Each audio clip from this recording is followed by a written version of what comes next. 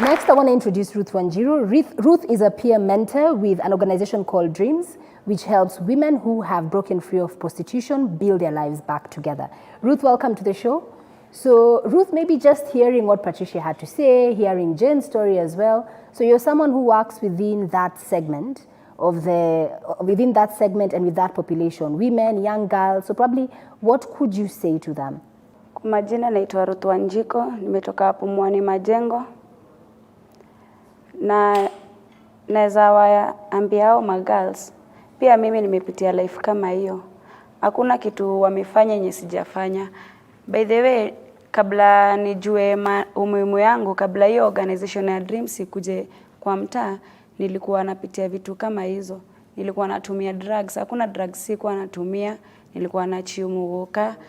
Nilifanya hiyo usharati yote, nikapata mtoto wako 6 years old. Ndio hiyo organization ikakuja kwa mtaa. Najua mnaelewa Majengo. Majengo si pahali pazuri, ni mtaa tu inajulikana kwa crimes, hakuna kitu haina. Ndio hiyo organization ikakuja ina empower madem 9 to 24 years old. Wakakuja wakaniongelesha, wakaniambia at least Ruth unaweza change, kuna life hii si life. Ndo kabla niwasikize nilipitia, sikuwa naona wananiita wananiongelesha bure, naona wananiwestia time, mimi ni mtu nimezoea kuhustle, kutafuta mado. Ndo at least nikajaribu kuona wacha nione kama naweza change. Waliniongelesha nikachange, nikajijua kama mimi msichana, nikawapeleka kwa hizo area, at least mani nilikuwa na meet na wasichana wenzangu, nikawapeleka hiyo mtaa, tukakuwa tunawaongelesha. Nawaambia kama mimi nilichange, nilikuwa nafanya na nyinyi sex work, nilikuwa nachiumira, mbona nyinyi msichange? At least saa hii wanajijua, wengi wamechange. Naweza waambia wasi give up.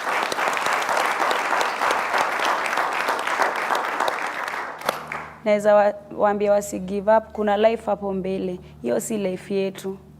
And we also have Elizabeth Moniki Maina.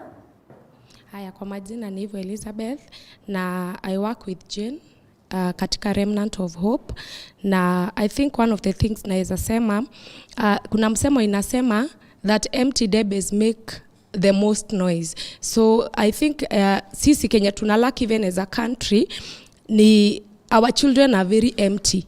Unapata even a parent talking about sex kwa mtoto wake na the dangers involved kwa sex, unapata most parents are not willing to talk to their children. So personally I think these children are very empty, wale wenye wanaingia on their own will, because hawana guidance na hawana mentorship even from parents. So I think it's a challenge to parents, wachukulie ni jukumu lao kuweka hawa watoto something in their spirit, because if mtoto umemlea vizuri, hakuna watu wengi watakuja from outside kumwambia what they should do ama kuwa influence.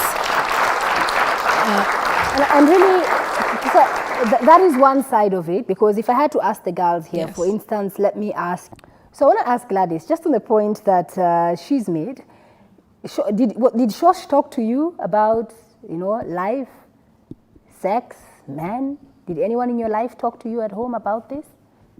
Kwa upande yangu, Shosha alikuwa ni kama alikuwa anaogopa kuniambia ukweli. Alikuwa anaogopa kuniambia ile ukweli ingefanya nijue maneno mob. Alikuwa anaona kama ndajua maneno mingi. But mimi nasemanga labda ningepatanga mtu wa kuniambia. Labda angekuwa nasikizanga venye watu walikuwa wanamwambia angeni change. But unaona mimi sikuwa ipata mtu wa kuniambia. Cause alikuwa anaogopa kuniambia ukweli, hata kama alikuwa anajua ni ukweli, alikuwa pia ananificha. Sasa mimi naweza sema shosha yangu ndo alinispoil. What about you, Joyce? Because ulisema mom ni very strict. So did mom have this conversation with you? She used to. Hata tukiwa shule tulikuwa tunakansoliwa, lakini nili engage kwa hizi vitu jili ya peer pressure. Naona best yangu anafanya hivi, mimi natamani. Yeah. And what about you, Ruth? Mimi kitu nilidapo, mzazi wangu niko na mama, sijui baba. Uko Majengo, mzazi wangu hayuko poa, hata food ni shida. Sasa ikabidi mimi nitoke, nikiasolia mabrother zangu, ndo tuache kuomba chakula. Nikienda kujiasolia, ndo itakuwa poa, sababu mama hakuwa poa. And maybe because earlier on when Ruth was telling us about her organization and what it is they do at the organization where she works, she said 9 to 24. 24. So is there, are we so far gone that at 9 years old, we have to talk to a 9-year-old about don't get into prostitution? Is that what the situation is on the ground? And I'm going to ask you, Jane. Okay, mi pangu venye naona ni vizuri kuwaongelesha. Kwa sababu let me tell you one thing, nowadays even movies zimekuwa transparent. Unakuta movies zenye watoto kwa nyumba wana watch, wazazi wawaambii. You know one thing, when you watch something with the eyes, itaingia immediately in the spirit. Na already itaanza kureact kwa life yako. So it's better for now wakiwa wa young. Teach your children katika njia ya Mungu. Hata wakiwa wakubwa hawatatoka. Teach them hii life ni real. Kwa sababu watu wale tunadeal nao kama hata sasa tukiwa hapa nje tumepigiwa simu na mtu atuambia kuna kesi ambayo inaendelea, mtoto wako hivi na anafanya hivi.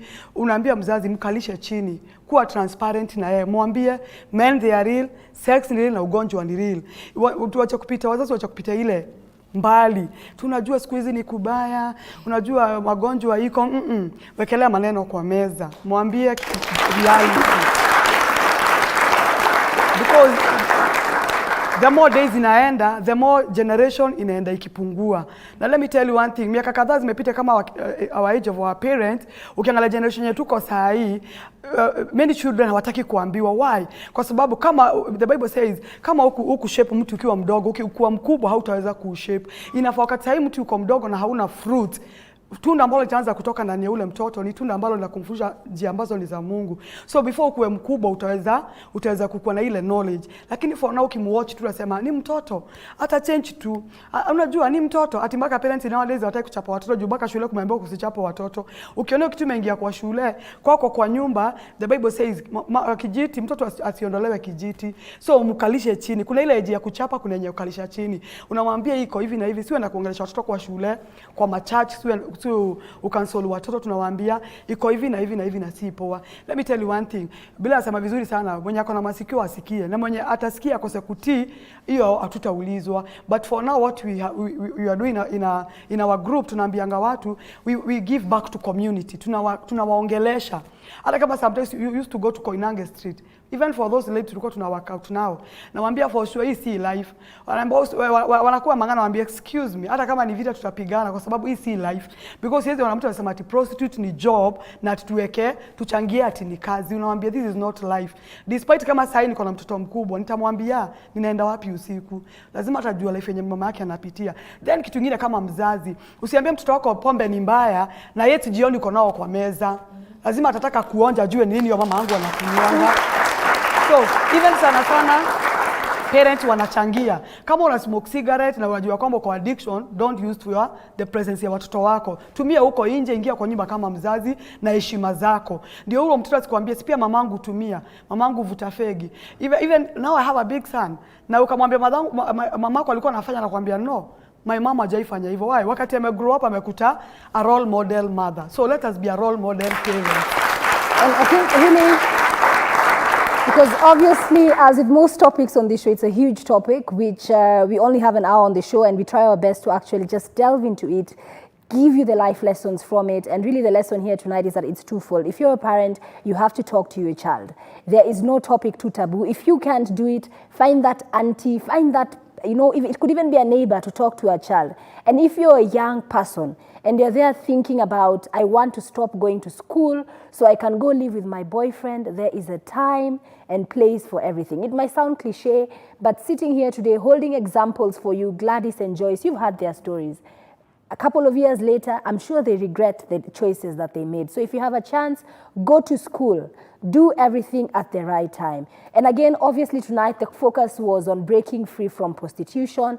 But as usual, with every story, there are two sides to the coin. Because if you're talking to young girls who are in the clutches of prostitution, a discussion needs to be had with the men in this country, with the young boys in this country. Because who are these girls having sex with? Obviously, that's a show that we're going to pick up here on Real Talk. But for tonight, that's it from me, Tamima. As always, thank you so much for tuning in and supporting the show. Until next time, enjoy the rest of your viewing.